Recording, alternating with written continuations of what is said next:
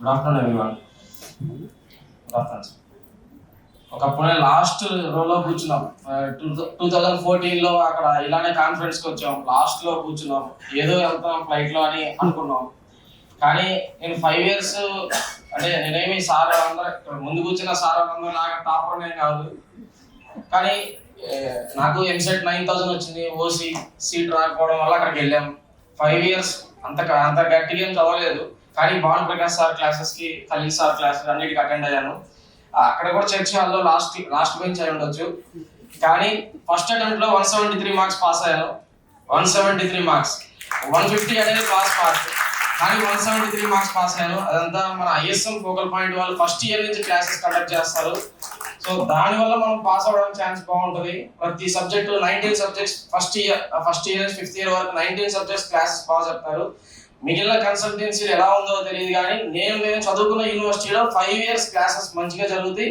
ఇక్కడికి వచ్చి మనం ఇక్కడ వాళ్ళతో ఈక్వల్గా అవ్వడానికి చాలా ఉపయోగపడుతుంది. నేను ఎంబీబీఎస్ అయిపోయింది, MD forensic medicine, gold medalist. Telangana వాళ్ళందరూ ఫస్ట్ అంటే ఇక్కడ ఎందుకు చెప్పానంటే సార్ ముందు నేను చెప్పుకునేంత పెద్దవాళ్ళు ఏం కాదు.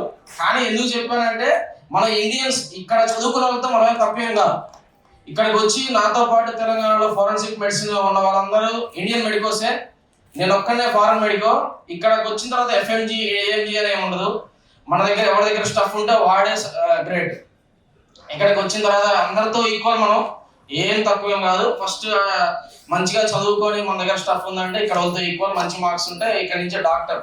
ఒక 5 years మనం కొంచెం కష్టపడాలి. ఎగ్జామ్ ప్రిపరేషన్, వన్స్ ప్రిపరేషన్ అయిపోయిన తర్వాత ఇక్కడ వాళ్ళతో ఈక్వల్ మంచిగా చదువుకుంటా ఉంటే బాగుంటుంది. కానీ ఇక్కడ ఒక కన్సల్టెన్సీ పరంగా ఐఎస్ఎం వాళ్ళు ఒక పేరెంట్స్ ఇక్కడ నుంచి ఇంకా పేరెంట్స్ ఆలోచించాల్సిన అవసరం లేదు. సార్ చెప్పినట్టు 100 మంది హై స్కూల్ క్యాంపస్ లో 87 మంది అమ్మాయిల పేరెంట్స్ సేఫ్ గా ఉన్నట్టే, ఏం ఆలోచించాల్సిన అవసరం లేదు. మేడం చాలా స్ట్రిక్ట్ అని చాలా మంది చెప్తున్నారు. సంధ్య మేడం చాలా బాగా కేర్ టేకర్.